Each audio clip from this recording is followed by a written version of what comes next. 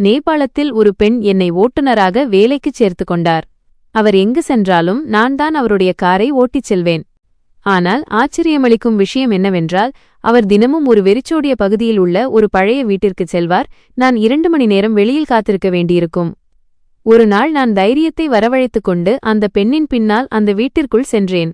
ஆனால் எனக்குள் மிகுந்த பயம் இருந்தது. நான் உள்ளே சென்றபோது என் கண்கள் அதிர்ச்சியில் விரிந்தன. உள்ளே என் கண்களால் நான் கண்ட காட்சி என் அறிவை உறைய வைத்தது. நான் அவரை மிகவும் நல்ல மற்றும் இரக்கமுள்ள பெண்ணாக நினைத்திருந்தேன். மற்றவர்களின் துன்பத்தைக் கண்டு கண்ணீர் சிந்துபவர் என்று எண்ணினேன். நான் கடந்த 5 வருடங்களாக அவரிடம் ஓட்டுநர் வேலை செய்து வந்தேன். அவருடைய காரை ஓட்டினேன். அவர் எங்கு சென்றாலும் என்னுடன் தான் வருவார். 5 வருடங்களில் ஒருமுறை கூட அவர் இப்படிப்பட்ட ஒரு பெண்ணாக இருப்பார் என்று நான் நினைத்துக்கூட பார்க்கவில்லை. நான் திகைத்துப் போனேன். என்னால் யோசிக்கவோ புரிந்து கொள்ளவோ முடியாத நிலை ஏற்பட்டது. என் கண்கள் கண்டது ஏதோ ஒரு மாயை என்றே எனக்கு தோன்றியது. ஏன் என்று தெரியவில்லை, என் கண்களிலிருந்து கண்ணீர் வழிந்தது. ஒருவரை புரிந்து கொள்ள 5 ஆண்டுகள் என்பது சிறிய காலமல்ல. இந்த பெண் இப்படிப்பட்ட ஒரு கொடூரமான செயலை செய்வார் என்று ஒருமுறை கூட எனக்கு தோன்றியதில்லை. நான் ஒருபோதும் அவர் முன்னிலையில் நிமிர்ந்து பார்த்ததில்லை. நான் அவரை மனதார மிகவும் மதித்தேன். ஆனால் இன்று எனது சொந்த எண்ணத்தை நினைத்து எனக்கே அருவருப்பாக இருந்தது.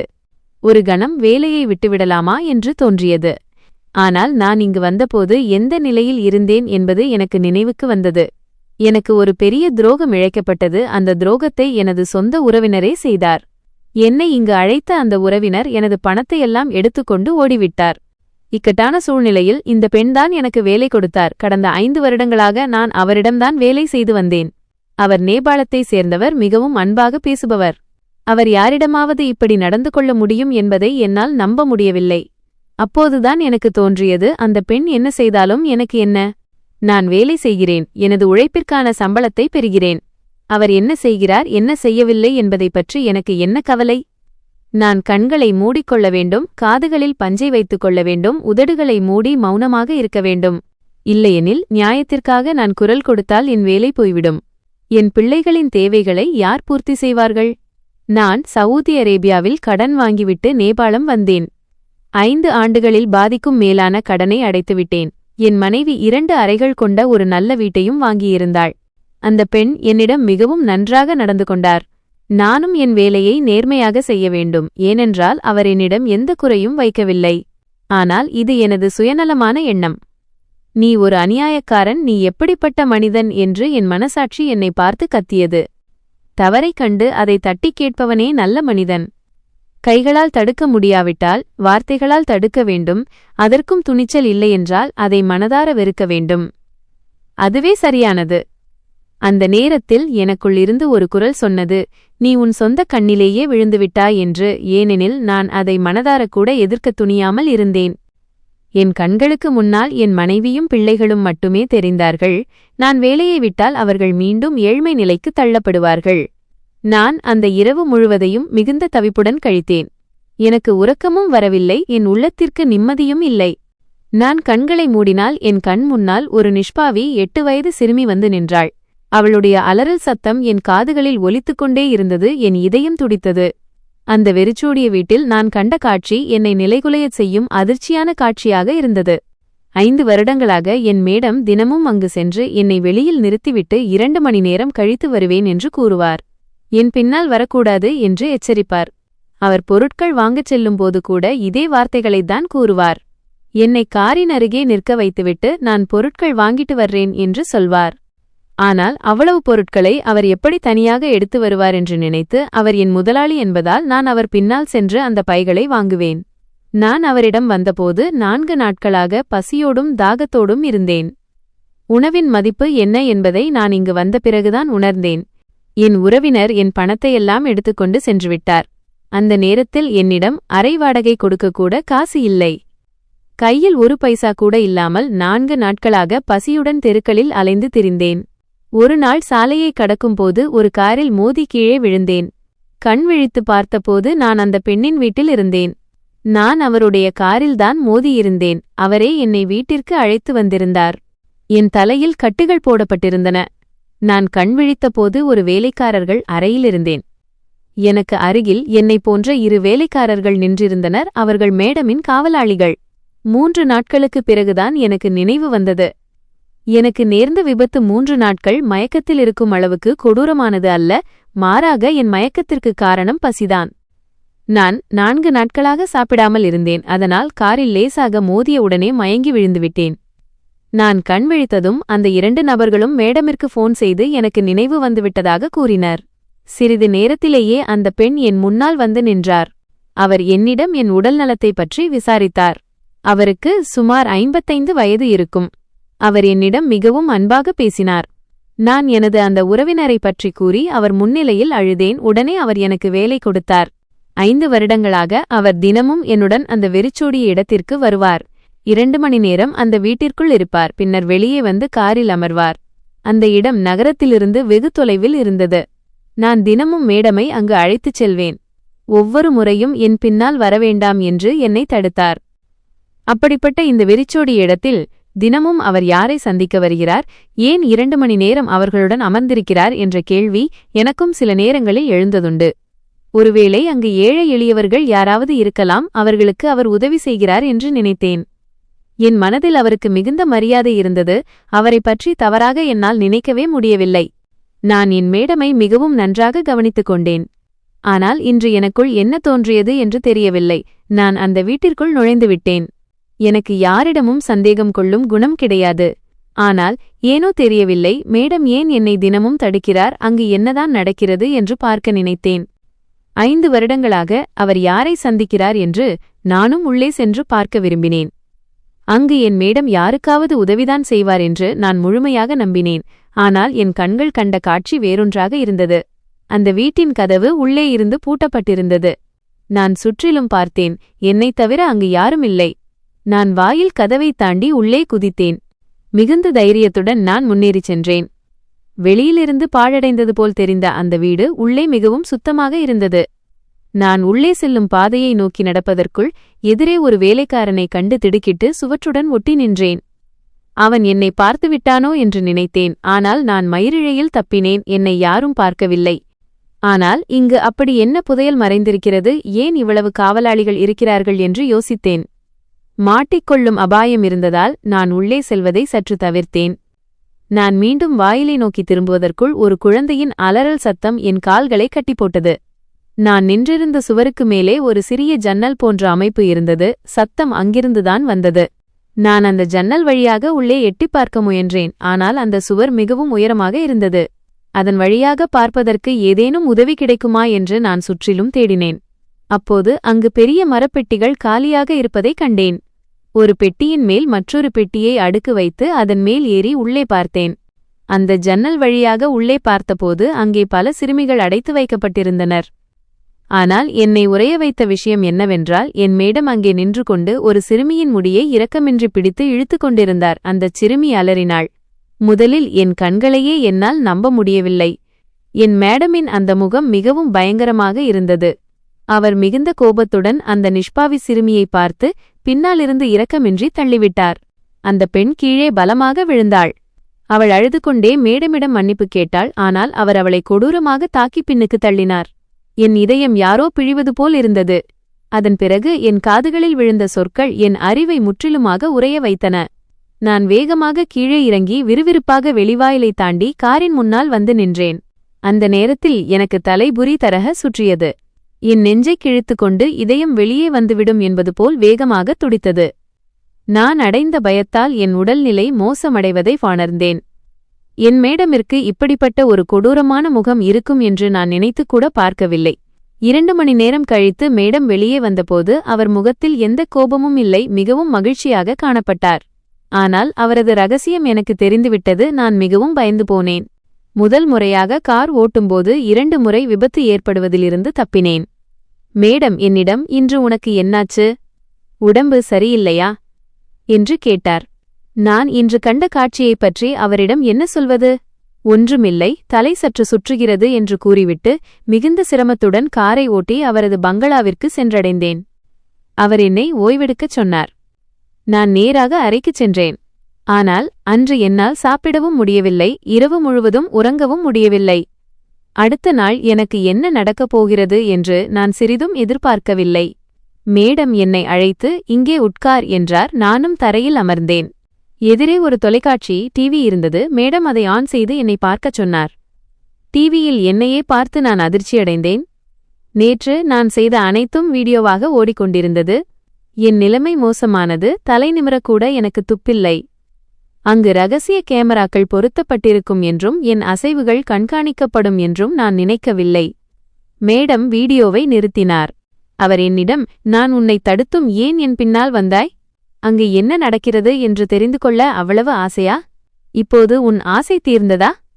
நிம்மதி கிடைத்ததா என்று கேட்டார். நான் அவமானம் மற்றும் பயத்தால் தலைகுனிந்து அமர்ந்திருந்தேன். என்னை மன்னித்து விடுங்கள், தவறு நடந்துவிட்டது என்றேன். அவர், நான் யாரையும் மன்னிப்பதில்லை என்றார். இப்போது நீ என் ரகசியத்தை அறிந்து கொண்டாய், எனவே உன்னை நான் சும்மா விடுவேன் என்று நினைக்காதே என்றார். மேடமின் அடுத்த திட்டம் என்னவாக இருக்கும் என்று நினைத்து எனக்கு தவிப்பு அதிகமானது. அவர் என்னிடம், இதுவரை உனக்கு எதுவும் தெரியாது என்பதால் என் மற்ற வேலைக்காரர்களைப் போல உன்னை நான் பயன்படுத்தவில்லை. ஆனால் இனி நீ என் பேச்சைக் கேட்டு நடக்க வேண்டும், இல்லையெனில் உன்னை கொன்றுவிடுவேன் என்றார். இதைக் கேட்டதும் என் முகம் வெளுத்துப் போனது. நான் அவரிடம் கைகளை கூப்பி அழுது வேண்டினேன். என்னை விட்டுவிடுங்கள், என்னால் இந்த அநியாயத்தை செய்ய முடியாது என்றேன். நான் மறுத்த அடுத்த கணமே மேடம் தனது மற்ற காவலாளிகளை அழைத்து என்னை ஒரு இருட்டறையில் அடைக்கச் சொன்னார். அவர்கள் என்னை அங்கு இழுத்துச் சென்று கொடூரமாக அடித்து துன்புறுத்தினர். அவர்கள் என்னைக் கொண்டு செய்ய நினைத்த அநியாயத்தை என்னால் எந்த சூழ்நிலையிலும் ஏற்க முடியவில்லை. என் மூக்கிலும் வாயிலும் இரத்தம் வழிந்தது. அந்த காவலாளிகள் என்னை அடியோடு வதைத்தனர். 3 நாட்களாக எனக்கு உணவோ தண்ணீரோ வழங்கப்படவில்லை. தொடர்ந்து அடித்தனர். என்னால் கண்களைக் கூட திறக்க முடியாத அளவுக்கு பலவீனமடைந்தேன். மேடம் மீண்டும் என்னிடம் வந்து என் முடியை பிடித்து பலமாக இழுத்தார். என் நிலைமை மிகவும் மோசமாகியிருந்தது. நான் தண்ணீருக்காக தவித்தேன். அந்த பெண் ஏளனமாக சிரித்துக்கொண்டே, நீ என் பேச்சை கேட்கும் வரை உனக்கு ஒரு சொட்டு தண்ணீரோ உணவோ கிடைக்காது என்றார். தாகத்தின் கொடுமையால் நான் இறந்து விடுவேன் என்று தோன்றியது. என் இயலாமையின் உச்சக்கட்டத்தில் நான் சம்மதித்தேன். சரி, நீங்கள் சொல்வதை கேட்கிறேன், தயவுசெய்து தண்ணீர் கொடுங்கள் என்றேன். மனித உயிர் மிகவும் மதிப்புமிக்கது. தவித்து தவித்து இறப்பது கொடுமையானது. 3 நாட்கள் அந்த நரகத்தில் நான் கழித்த துயரம் வார்த்தைகளால் விவரிக்க முடியாதது. நான் சம்மதித்தவுடன் அந்த பெண் காவலாளிகளிடம் எனக்கு தண்ணீரும் உணவும் வழங்குமாறு கூறினார். சிறிது நேரத்திலேயே என் முன்னால் தண்ணீரும் சாதமும் வைக்கப்பட்டன. நான் பாதி உயிரற்ற நிலையில் கிடந்தேன். ஆனால் உணவின் வாசனையை உணர்ந்தவுடன் மெதுவாக எழுந்து அமர்ந்தேன். நடுக்கத்துடன் தண்ணீரை எடுத்து குடித்தேன். என் உடல்நிலை மிகவும் மோசமாக இருந்ததால் முதல் மடக்கு தண்ணீரை குடிப்பதே கடினமாக இருந்தது. கைகளில் அழுக்கும் காயங்களும் இருந்தபோதிலும் பசியின் கொடுமையால் நான் அப்படியே சாப்பிடத் தொடங்கினேன். பசி மனிதனை எதையும் செய்ய வைக்கும். நான் மிகுந்த பலவீனத்தோடு சம்மதித்திருந்தேன். அன்று இரவு நன்றாக உறங்கிவிட்டு மறுநாள் காலை அந்த சிறையிலிருந்து வெளியே கொண்டுவரப்பட்டேன். நான் குளித்துவிட்டு ஆடைகளை மாற்றிக்கொண்டேன். ஆனால் உடல் முழுவதும் வலி இருந்தது. தோற்றுப்போன ஒருவனைப் போல நான் மேடம் முன்னால் தலைகுனிந்து நின்றேன். வலிமை உள்ளவனுக்கே அதிகாரம் என்ற நிலை அது. அவர் என்னிடம், நீ ஆரம்பத்திலேயே என் பேச்சை கேட்டிருந்தால் இந்த துன்பம் வந்திருக்காது. இப்போது மற்ற வேலைக்காரர்கள் சொல்வதை கேட்டு நட என்றார். நான் அங்கிருந்து வெளியேறினேன். இந்த முறை காரை வேறொரு ஓட்டுநர் ஓட்டினார். என்னை மீண்டும் அதே பழைய வீட்டிற்கு அழைத்து சென்றனர். நான் காரிலிருந்து இறங்கி அந்த வீட்டிற்குள் நுழைந்தேன். அங்கிருந்த காவலாளி என்னை அந்த சிறுமிகள் அடைக்கப்பட்டிருந்த அறைக்கு அனுப்பினார். நான் உள்ளே சென்றபோது அந்த சிறுமிகள் என்னைக் கண்டு பயந்தனர். அவர்களின் கண்களில் தெரிந்த பயமே அவர்கள் அனுபவிக்கும் கொடுமையை பறைசாற்றியது. ஆனால் நான் அவர்களுக்கு உதவ வரவில்லை. நானும் இரக்கமற்றவனாக மாற வேண்டுமென்றே கட்டளையிடப்பட்டிருந்தேன். அங்கிருந்து ஒரு சிறுமியை அழைத்துச் செல்ல வேண்டும் என்று கூறினர். எந்தச் சிறுமியை அந்த அநியாயத்திற்கு இணங்க அழைத்துச் செல்வது என்று தெரியாமல் தவித்தேன். அனைத்து குழந்தைகளும் நிஷ்பாவியாக இருந்தனர். சவூதியில் இருக்கும் என் மகளும் இந்த வயதில்தான் இருப்பாள் என்று என் இதயம் கதறியது. என்னால் எந்தவொரு முடிவும் எடுக்க முடியவில்லை. ஏனென்றால் நான் ஒரு கொடூரமான மனிதன் அல்ல. ஆனால் நான் சூழ்நிலை கைதியாக பலவீனமாக இருந்தேன். என் பாஸ்போர்ட் மற்றும் அனைத்து ஆவணங்களும் அந்த பெண்ணிடம் இருந்தன. நான் மறுத்தால் என் உயிர் பறிக்கப்படும். நான் கண்களை இறுக மூடிக்கொண்டு அந்த சிறுமிகளின் அருகே சென்றேன். கண்களை மூடியவாறே ஒரு சிறுமியின் கையை பிடித்து வெளியே இழுத்து வந்தேன். சில அறைகளை தாண்டியிருந்த ஒரு தனி அறைக்கு அவளை அழைத்துச் சென்றேன். அந்த பெண் அழுதுகொண்டே, மாமா, என்னை விட்டுவிடுங்கள், நான் உங்களுக்கு என்ன துரோகம் செய்தேன்? என்று கெஞ்சினாள். அவளது பேச்சைக் கேட்டு என் கைகளின் பிடி தளர்ந்தது. அந்த நிஷ்பாவி எனக்கு எந்த தீங்கும் செய்யவில்லை, ஆனால் நான் இதை செய்யாவிட்டால் எனக்கே ஆபத்து என்பதால் நான் செய்வதறியாது திகைத்தேன். அந்த சிறுமியின் அழுகுரல் என் மனதை உலுக்கியது. அவள் ஏன் இங்கு கொண்டுவரப்பட்டாள்? அவளுக்கு என்ன நேர்ந்தது என்று நினைத்தபோது இன்று நடக்கவிருக்கும் கொடுமைக்குப் பின் அவள் உயிருடன் இருக்க மாட்டாள் என்று தோன்றியது. நான் அவளை மருத்துவர்கள் இருந்த அறைக்கு அழைத்துச் சென்றேன். அந்த அறை ஒரு அறுவை சிகிச்சை அரங்கு போல மாற்றப்பட்டிருந்தது. அங்கு சிறுமிகளின் சிறுநீரகங்களை கிட்னி எடுத்து விற்கும் கொடூரமான தொழில் நடந்து வந்தது. இதனால் பல குழந்தைகள் இறந்தும் போயினர். அந்த சிறுநீரகங்களை அவர்கள் பெரும் விலைக்கு விற்று வந்தனர். அன்று ஜன்னல் வழியாக நான் கேட்டது இதைத்தான். இந்த கொடூரத்தை என்னால் சகித்துக் கொள்ள முடியவில்லை, ஆனால் நான் கட்டாயப்படுத்தப்பட்டேன். மருத்துவர்கள் அந்த சிறுமியை படுக்கையில் கிடத்துமாறு கூறினர். நானும் அவ்வாறே செய்தேன்.